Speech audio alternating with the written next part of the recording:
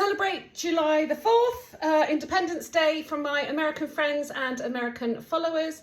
I'm doing a quick version of meatloaf. So I've sort of reduced some of the ingredients. This one comes in well under £10 for 6 people.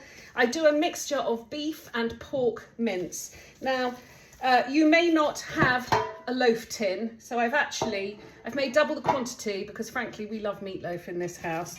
So just to show you the different ways that you can do it. So there's, I put all the ingredients in a bowl, I've mixed it up.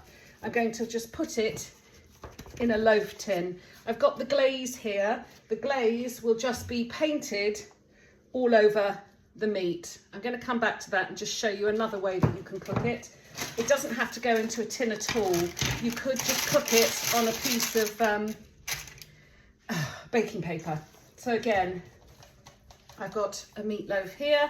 I'm going to sort of roughly form it into an oblong shape, pop it in the middle.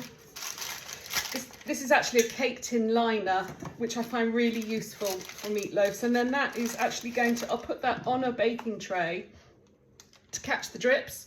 That will get glazed again, and that is another way of doing it. That will also go in the oven.